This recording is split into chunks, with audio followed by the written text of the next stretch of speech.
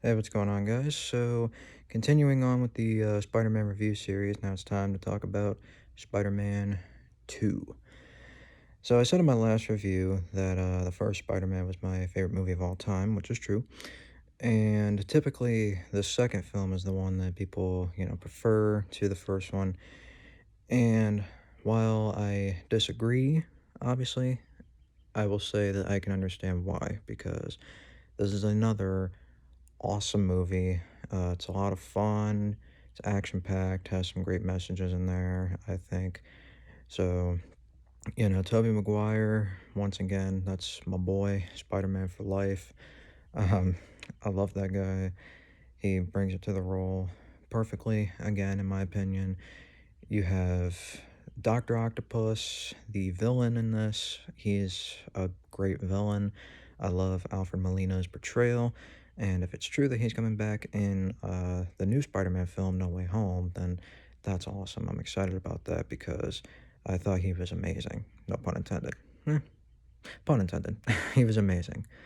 Um, and, all the other performances like MJ and James Franco as Harry Osborn. They're great actors, and I love the characters they play.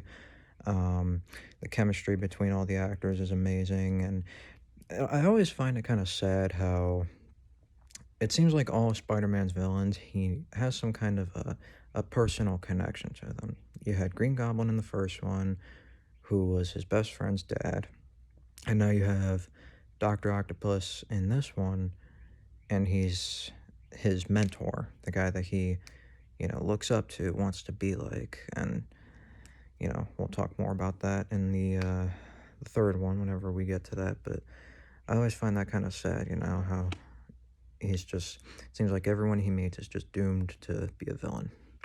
We'll see whenever Aunt May becomes a villain. um, but yeah, the acting's great. The story's great about this theme of obsession. I love the kind of theme of obsession in this one, where you have really two main things with this. Number one being Dr. Octopus. He's obsessed with these mechanical arms that he has and that he created for himself, and he doesn't want to give that up. He just wants to keep that, but eventually he sacrifices himself at the end because he realizes that it's the right thing to do. And the other really theme of obsession you have in this with being Harry Osborn, the fact that he's obsessed with revenge for his dad who was killed in the first one. And he just wants to kill Spider-Man. And he almost does it. And then he's like, oh, it's my best friend. And he still kind of wants to do it, but you can tell he's like, oh, well, now I know who it is. And I mean, I know this guy personally, he's a close friend of mine. So should I really do it or not? So I love those themes. Like I said earlier, it's a very fun movie. Great action sequences. Like everyone knows the train sequence where Spider-Man stops the train with his webbing powers. And even the first fight scene where like Doc Ock robs the bank. That's a great, fight scene. And just again, I don't prefer it to the first one, but if you do, then I understand why. I understand why perfectly. So, yeah, all that's great. Um, yeah, just all around an awesome movie. And truly is, in my opinion, one of the greatest comic book movies ever made. And I understand why everyone sees it that way. So, yeah, that's all I got really for Spider-Man 2. Awesome movie.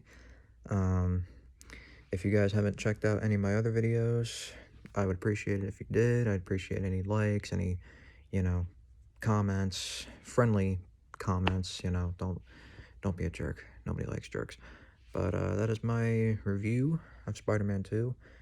And until next time, guys, rock on forever.